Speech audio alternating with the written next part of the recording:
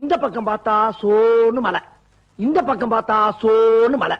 சரி பின்னால திரும்பி பாப்போமேனு பார்த்தா அந்த பக்கமும் மலை. இந்த பக்கம் பார்த்தா சிக்ஸரா அடிச்சு மலைய புளிய விட்டு ஒரு திகிடு மூடான டார்கெட்டை செட் பண்ணி வச்சா, அப்படியே இந்த பக்கம் பார்த்தா இம்பிட்டு தானா ரன் அப்படின்னு காட்டடி அடிச்சு மலை மாதிரி பந்த புளிய விட்டுக்கு இருக்காங்க பஞ்சாப் அணி. இன்னும் நிறைய டீமுக்கு செகண்ட் ஹாஃபே ஆரம்பிக்கல, ஆனா இப்பவே பஞ்சாப் அணி தான் இந்த சீசனோட டைட்டில் வின்னர்னு எழுதிடலாம் போல அந்த அளவுக்கு விளையாண்டுக்கு இருக்காங்க. சிம்பிளா சொல்லணும்னா இந்த சீசனோட பீக்ல இருந்த பிராக் லெஸ்னர் மாதிரி பேசாம அவங்க அடுத்த மேட்ச் ஆடும் போது பேட்டிங் இறங்கும் போது the beast in corner, the conquerors, the undefeated அப்படின்னு சொல்லி கூட ஆரம்பிக்கலாம். சரி போட்டி சுருக்கத்துக்கு வந்துடலாம். இன்னைக்கு Delhi Arun Jaitley stadium DC versus PBKS match toss win பண்ண டெல்லி பேட்டிங் சூஸ் பண்ணாங்க. ஓபனிங் பேட்ஸ்மேன் நிசங்கா மூணாவது ஓவர்ல அவுட். ஆனா கேஎல் ராகுல் விடுற மாதிரி தெரியல, அடி அடிச்சு கலட்டுன்னு கழட்டிட்டு இருந்தாப்ல. ஆனா அவர் கலட்டுறதுக்கு முன்னாடி நிறைய சான்ஸும் கொடுத்தாப்ல. நீ அவுட் ஆக்கிங்கடா, நீ அவுட் ஆக்கிங்கடா, அடினே பாத்துக்கலாம், நீ அடினே எம்பிட்டு வேணா அடினே, நீ 200 கூட அடினே அப்படின்ட்டு பால் போடுறாங்க. இவரும் அடிக்கிறாப்ல. ஒரே ஆளு நின்னு விளையாண்டாப்ல, நாட் அவுட். 67 பாலுக்கு 152 ரன். அதே மாதிரியே நிதிஷ் ராணா இன்னொரு பக்கம் 44 பாலுக்கு 91 ரன் காட்டடி மரணடி.